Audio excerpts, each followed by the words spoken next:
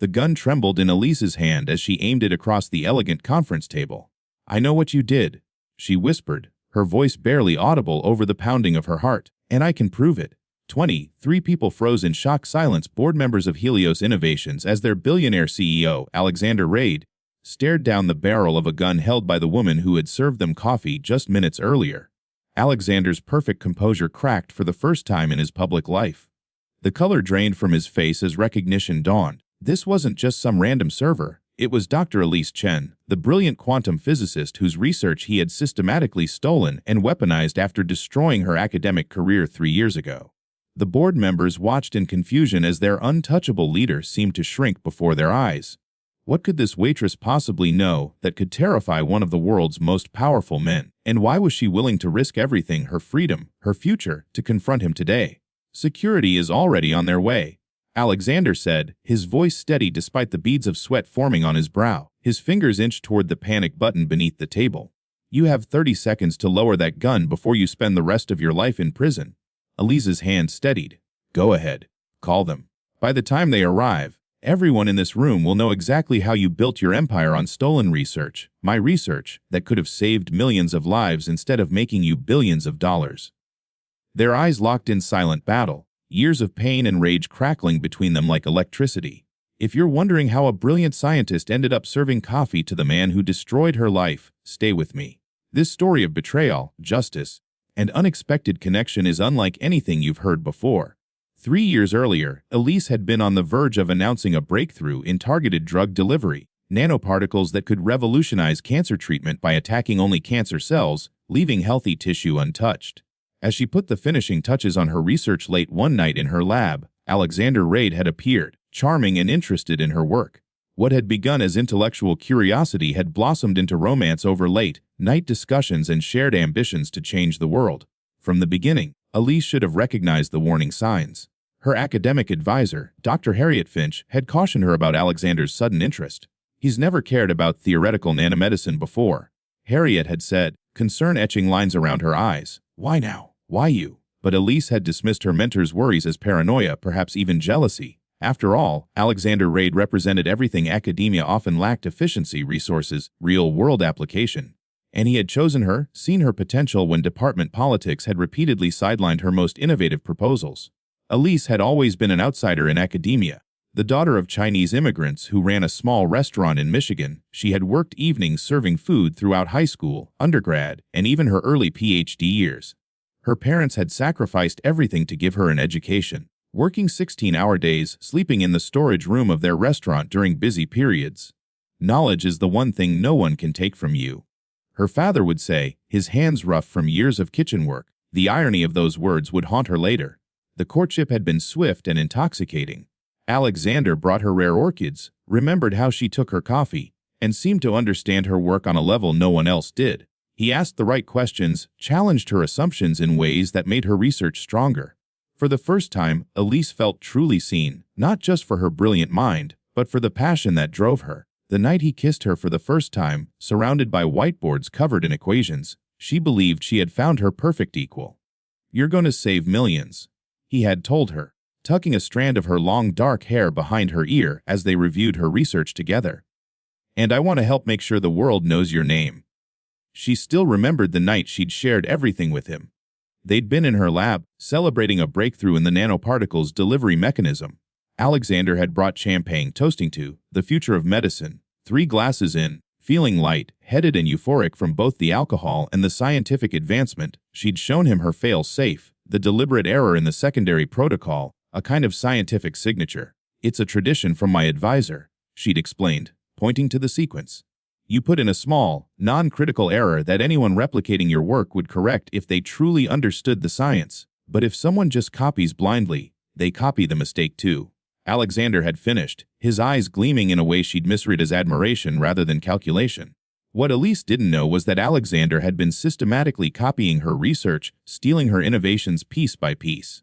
The night before her presentation to the scientific community, her lab was ransacked, her computers wiped, and her backup drives stolen. Worse, her university received evidence fabricated by Alexander that she had falsified her research data. Her reputation destroyed, her funding pulled. Elise watched from the sidelines as Alexander announced a breakthrough in nanomedicine 6 months later using her technology. The scientific community and media celebrated Alexander Wright as a visionary. Meanwhile, Elise couldn't even secure a teaching position, her name synonymous with academic fraud.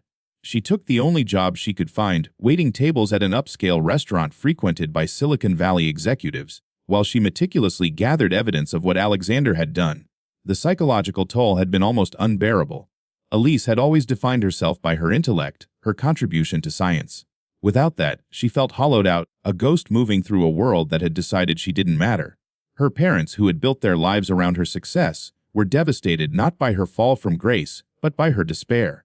"You know the truth," her mother had said firmly, gripping Elise's hands across their kitchen table during a rare visit home. And the truth has a way of finding its voice. The irony wasn't lost on Elise that she had returned to waiting tables, the very job she had worked so hard to escape. At Stanford, she had waited tables at night while completing her PhD in record time, graduating summa cum laude at just 26. Now, at 29, she was back to balancing plates and remembering drink orders, only this time with a ruined reputation and a burning desire for justice simmering beneath her practiced server's smile. The fall was dizzying, from keynote speaker at international conferences to asking, "Still working on that?" to diners who wouldn't meet her eyes.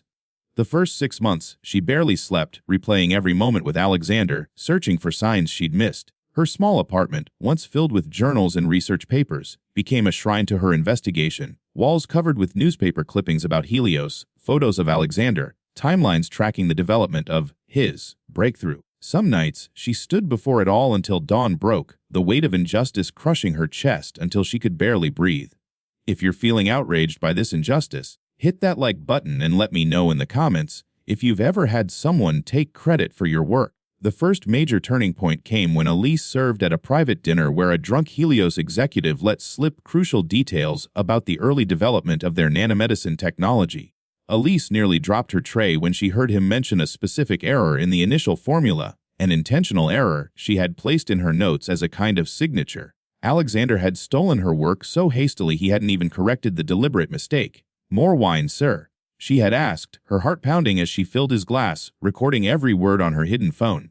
That night, alone in her apartment, Elise played the recording again and again, tears streaming down her face, not from sadness but from vindication. She wasn't crazy. She hadn't imagined the theft. There was proof, however small, that her work had been stolen. That night, she slept soundly for the first time in months, waking with renewed determination and a plan forming in her mind. What the executive didn't realize was that the quiet waitress with the perfect memory was building a case, document by document, confession by confession. But evidence wasn't enough. She needed access to Helios's secure servers to prove the timeline of theft. Enter Marcus Deviriux, Helios's head of cybersecurity, who happened to sit in Elise's section every Tuesday. Tall, with an athletic build and sharp features, Marcus was known for his brilliant mind and equally sharp tongue. He noticed how Elise's eyes seemed to follow certain executives, how she lingered near conversations about the company's technology. Marcus had first noticed her when she corrected a technical term he had deliberately misused while talking to a colleague. She'd placed his coffee down and quietly said, "It's quantum tunneling, not quantum jumping," before walking away. The next week, he'd brought a scientific journal with a deliberately flagged error, watching as her eyes caught it, narrowed, and then deliberately avoided commenting. He'd come back every week after that, a game of intellectual cat and mouse that became the highlight of his otherwise predictable days. What Elise couldn't know was that Marcus carried his own reservations about Helios. The son of a whistleblower who had been ruined for exposing corporate corruption, Marcus had joined Helios with conflicted motives, a mix of needing the prestigious position and harboring a deep-seated desire to understand how power operated from the inside. When he discovered irregularities in how the nanomedicine research had been documented internally, timestamps altered, access logs manipulated, his technical curiosity became moral suspicion. "You're either corporate espionage or you have a weird tech fetish," he said bluntly one evening after the restaurant had emptied, making Elise nearly jump out of her skin. "Either way, it's getting obvious."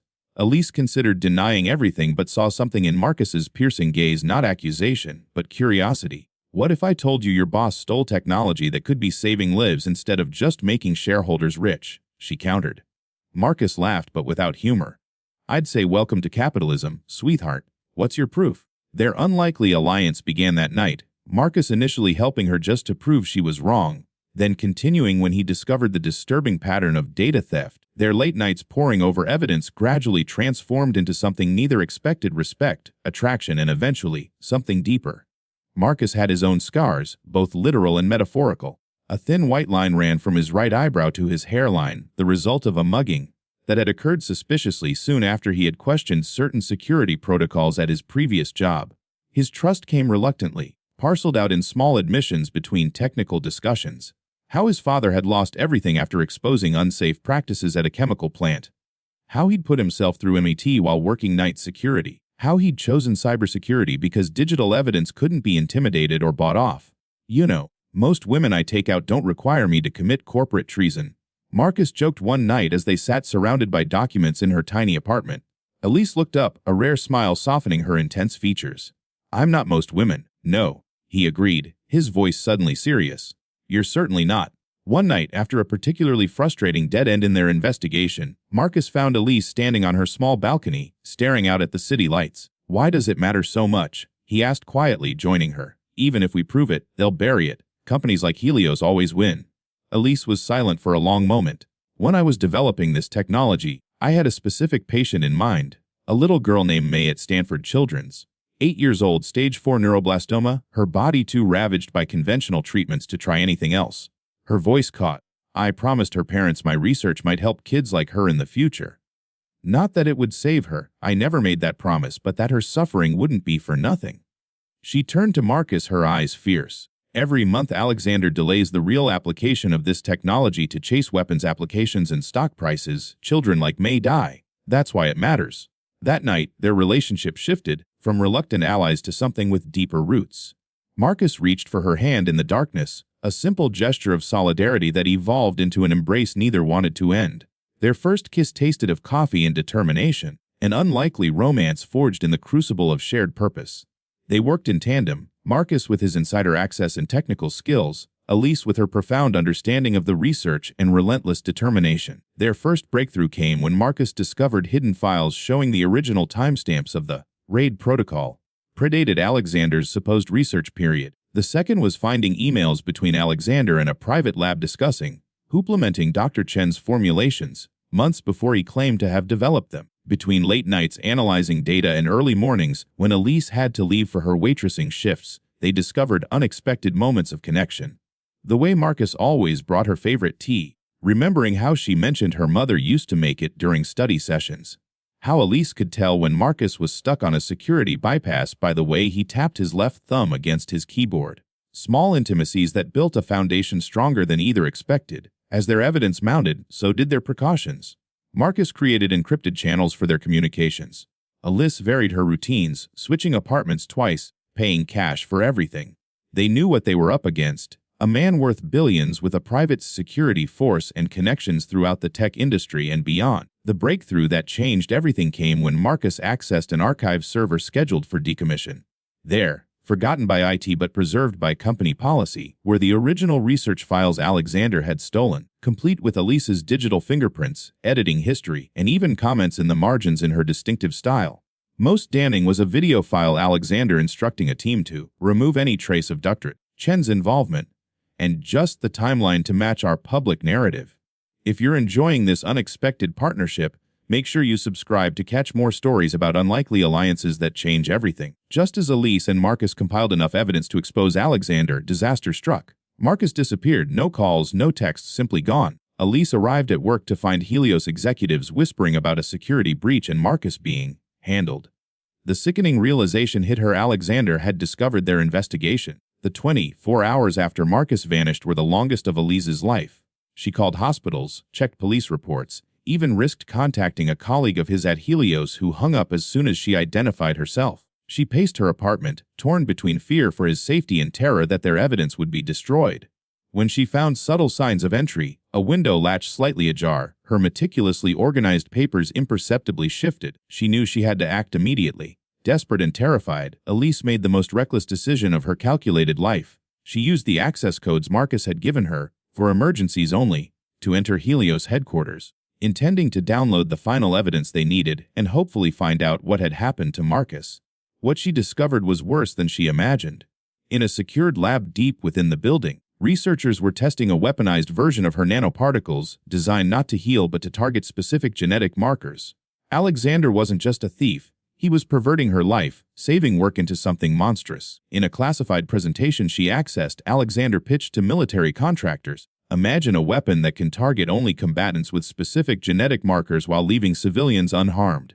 The humanitarian language disguised the horrifying reality. He was developing an ethnically targeted bioweapon using technology designed to cure cancer. The same delivery mechanism Elise had created to carry healing drugs to cancer cells could be perverted to carry deadly payloads to people with specific genetic traits.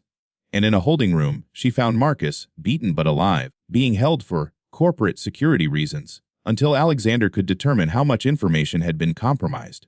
"You shouldn't have come," he whispered when she managed to unlock his door. "It's a trap. He's been watching you for months." Marcus could barely stand, his face swollen from interrogation, ribs visibly damaged beneath his torn shirt. Despite his condition, he immediately asked about the evidence, whether she had secured it, whether she had backups. Even in his pain, the mission came first. As she helped him to his feet, he leaned heavily against her, his breath ragged against her neck. "I didn't tell them anything," he murmured. "I couldn't let him win. Not after what he did to you." Their escape from the building became a desperate chase, security alarms blaring as they ran through emergency exits and down service corridors. At the final door, with freedom just steps away, Marcus pushed Elise through and slammed it shut, locking himself back inside. "Get the evidence out," he shouted through the door. "I'll hold them off and find my own way out." The pain of that moment, watching through the small window as security personnel surrounded Marcus, nearly broke Elise. But she ran, clutching the hard drive with the evidence they had risked everything to obtain. Are you on the edge of your seat wondering what happens next? Hit that like button if you're rooting for Elise and Marcus.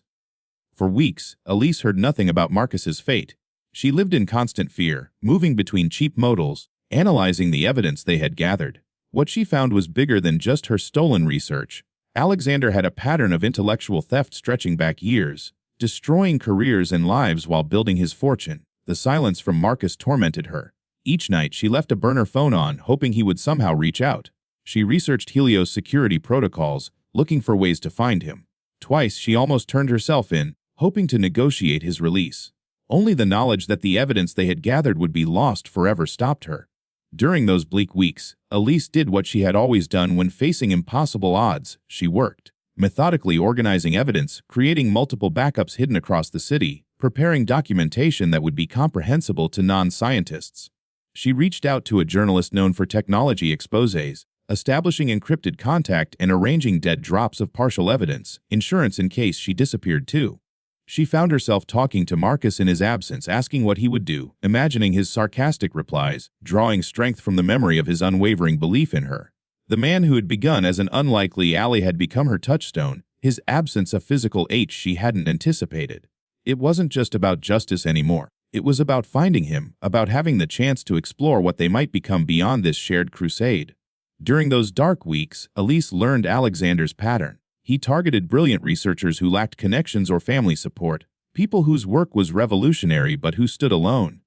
She discovered 7 other scientists whose careers had mysteriously collapsed after meeting Alexander, their innovations appearing later under his banner. She reached out to them, building a network of witnesses whose stories eerily mirrored her own. One former researcher, Dr. Samantha Okonkwo, had developed an algorithm for predicting climate change impacts on agricultural yields that now formed the backbone of a Helios subsidiary. "He comes like a friend, leaves like a thief," she told Elise during a clandestine meeting in a public park. "And he knows exactly who to target, people without the connections to fight back." Together, they connected more dots. How Alexander specifically sought out women and minorities in STEM, people who already faced systemic barriers and whose accusations would more easily be dismissed as professional jealousy or incompetence. It wasn't just opportunistic theft, it was a calculated strategy. And then came the invitation, delivered to her latest motel by an anonymous courier. The Helios Innovations annual board meeting was scheduled for the next day, and someone wanted her there. The invitation came with a service uniform for the catering company handling the event and a keycard that would grant her access to the building. It could be a trap. It probably was a trap, but it was also her only chance to confront Alexander with the board present, people who had the power to hold him accountable. The night before the confrontation, Elise called her parents for perhaps the last time. She couldn't tell them what she planned, it would only worry them, but she needed to hear their voices. Her father spoke of the restaurant, her mother asked about her health, and Elise felt the weight of their sacrifices pressing on her shoulders. They had given everything so she could change the world with her mind. Tomorrow, one way or another, she would honor that gift. She prepared meticulously, loading the evidence onto multiple devices, rehearsing what she would say, calculating every possible reaction. The toy gun was a last-minute addition, a psychological prop to create those crucial seconds of attention before security could intervene. As she dressed in the catering uniform, she caught her reflection, her face thinner, her eyes harder than they had been 3 years ago. Alexander had taken much from her, but he had not taken her intellect, her determination, or her truth. Today, she would reclaim the rest. Which brings us back to the conference room, to the gun in Elise's shaking hand. That's not a real gun, Alexander said, his confidence returning as he studied her. You don't have it in you to actually threaten someone. Elise smiled and slowly lowered the weapon. You're right. It's not real. But this is. She pulled out a small device from her pocket, live streaming to every major news outlet and social platform right now. Everything you've said, everything I'm about to reveal, is being broadcast to the world. The boardroom doors burst open, and security rushed in, led by Marcus, his face still showing fading bruises. Sorry I'm late, he said, nodding to Elise. Had trouble convincing these gentlemen that their boss is the actual criminal. The sight of Marcus, alive, standing, somehow on her side despite everything, nearly undid Elise's carefully maintained composure. 1,000 questions raced through her mind, but this wasn't the moment for reunion. This was the moment for truth. What happened next would be replayed on news channels for weeks. Elise methodically presented her evidence to the stunned board while Alexander grew increasingly desperate in his denials. The final nail in his coffin came when his own scientists, called to verify details, couldn't answer basic questions about the early development of the technology, questions that Elise answered with the precision and depth that only the true inventor could possess. 3 years, Elise said finally, looking Alexander directly in the eyes. 3 years of my life you stole, along with work that could have already saved thousands of lives if it had been properly developed instead of weaponized. The board chairman stood ashen-faced. This meeting is suspended. Security, please escort Mr. Raid to his office and ensure he remains there while we contact legal counsel. As Alexander was led away, his empire crumbling around him, he hissed at Elise, You were nothing. I made your work matter. Elise shook her head. No, you made it profit. I made it matter. Only later, in a quiet moment away from the chaos of press conferences and legal meetings, did Elise learn how Marcus had escaped and orchestrated his part in her confrontation. After being taken for more intensive interrogation, he had convinced a sympathetic security officer, a woman whose mother was battling the exact type of cancer Elise's research targeted, to review some of the evidence. That small crack in Helios's unified front had widened as Marcus methodically worked on the consciences of those guarding him. People want to believe they're on the right side, he explained, as they sat in her new corporate apartment, provided by Helios as part of their desperate damage control. I just helped them see which side that actually was. His hand found hers across the sofa, and for the first time since this journey began, Elise let herself imagine a future beyond revenge and restoration, a future that might include the complicated, principled man who had risked everything for truth. In the aftermath, Helios Innovations underwent a complete restructuring. The board, desperate to salvage the company's reputation, offered Elise not just compensation, but the position of chief scientific officer, with full control over the redevelopment of her technology for its original humanitarian purpose. The legal battle was grueling, Alexander's expensive legal team against Elise and her growing coalition of scientists who'd been similarly victimized. The media called it the revenge of the nerds. But for Elise, it wasn't about revenge. It was about restoring truth in a world where power too often silenced it. Alexander's fall was spectacular. The board's investigation revealed financial improprieties alongside the intellectual theft. Former colleagues rushed to distance themselves. The man who had once graced the cover of TM as Innovator of the Decade now faced multiple civil suits and criminal charges for fraud, theft of intellectual property, and corporate espionage. 6 months later, as Elise prepared for the first human trials of her cancer treatment, Marcus knocked on her office door. The press release is ready for your approval, Dr. Chen, he said, handing her a tablet. Their fingers brushed, lingering perhaps longer than necessary. Still feels strange, she admitted. Having my name actually attached to my work. Marcus leaned against her desk. You know what's stranger? I find myself missing that little diner. The service there was exceptional. Elise laughed. Are you saying you preferred me as a waitress? I'm saying I preferred you however you came, he replied, suddenly serious. Waitress, scientist, vigilante with a fake gun. Though that last one was particularly impressive. His hand found hers and she didn't pull away. The journey from intellectual attraction to partnership to something deeper had been unconventional. But then, nothing about their story had followed the expected path.